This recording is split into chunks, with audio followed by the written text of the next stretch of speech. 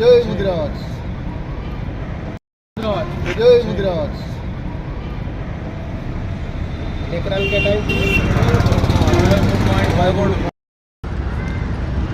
మిత్రులందరికీ నమస్కారాలు. ముఖ్యంగా మన ముదిరాజులను ఏ ప్రభుత్వం కూడా వచ్చినా కానీ గుర్తింపు లేకుండా, ఏ ప్రభుత్వం కూడా కనీసంగా మేము మెజార్టీ కనీసంగా బీసీలలో ఉన్నటువంటి మెజార్టీ కనీసంగా 14%, 5% ఉన్నా కానీ ఎవరు కూడా గుర్తించలేడు. అటు రాజకీయంగా ఇటు కేంద్రం కానీ రాష్ట్రం కానీ గుర్తించలేదని మేము కాసాని వీరేశ్వర్ గారి నాయకత్వాన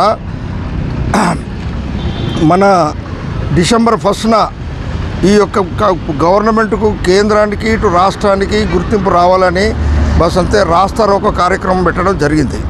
అది ఎక్కడి నుంచి అంటే ఆదిలాబాద్ నుంచి అలంపూర్ వరకు దాదాపుగా ఒక 100 పాయింట్లలో కనీసంగా దాని కార్యక్రమం పెట్టాలని ఆలోచన చేయడం జరిగింది కాసాని వీరేశ్వర్ గారు. అదే దానికోసము ఇవాళ మేము ఏంటంటే బయలుదేరి కనీసంగా ఆదిలాబాద్లో పొద్దున్న నుంచి కూడా నేను వినోద్ గారు మేము ఇద్దరం కూడా వెళ్ళి వాళ్ళందరినీ కూడా కోఆర్డినేట్ చేసి దాదాపు అక్కడ ఒక 50 మంది కనీసంగా అటెండ్ కావడం జరిగింది. ఒకటి ఏంటంటే సంఘం ఏంటంటే మన ఏదైతే కులము ఏదైతే ఉన్నదో ఒకే కులముగా ఎన్ని గ్రూపులు ఉన్నా ఏదున్నా కానీ ఈ యొక్క కార్యక్రమాన్ని అందరూ కూడా ఏదంటే మన మొత్తం గ్రూపులన్నీ కూడా ఈ యొక్క కార్యక్రమాన్ని విజయవంతం చేయాలనేది దానికోసం కూడా మేము బయలుదేరడం జరిగింది. మిత్రులారా అందరూ కూడా చక్కగా స్పందిస్తుండ్రు. మేము ఈ కార్యక్రమం చాలా మంచి కార్యక్రమం పెట్టారు బస్ అంతే. ఈ కార్యక్రమానికి మేము అందరం కూడా అటెండ్ అవుతాము. మా తమ భేదాలు లేకుండా ఏంటంటే కేవలం ఏంటంటే మన ముదిరాజు అనేటువంటి జాతిని కనీసంగా మనలో ప్రభుత్వం గుర్తించాలనే దాని మీద మేము బయలుదేరుతున్నామని చెప్పిన అందరూ కూడా స్పందించారు. బస్ అంతా మేము అక్కడ ఆదిలాబాద్లో ప్లస్ ఇక్కడ ఇలా నిర్మల్లో అందరూ కూడా పూర్తి స్థాయిలో సహకారం చేయడానికి వాళ్ళందరూ సిద్ధపడ్డారు.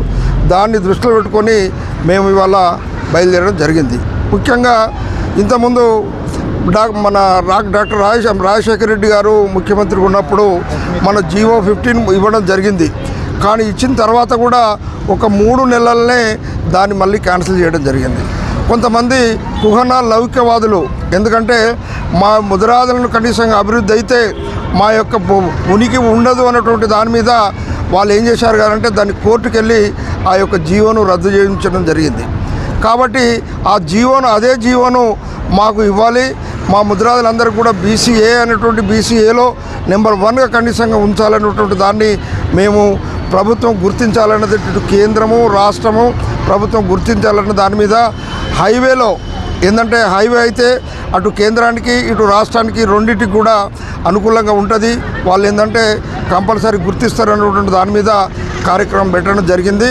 కాబట్టి మిత్రులందరికీ కూడా మేము ఒకటే గుర్తు నేను చేసేది ఏంటంటే ఎవరు ఏదున్నా కానీ ముదిరాజు అనేటువంటి వాళ్ళు ఆ రోజు కంప్లీట్గా కనీసంగా ఒక్కొక్క పాయింట్లో దాదాపుగా 500 నుంచి 1000 మంది దాకా ఉండాలనేటువంటి దాన్ని నేను ముదిరాజులందరినీ కూడా నేను రిక్వెస్ట్ చేస్తున్నాను.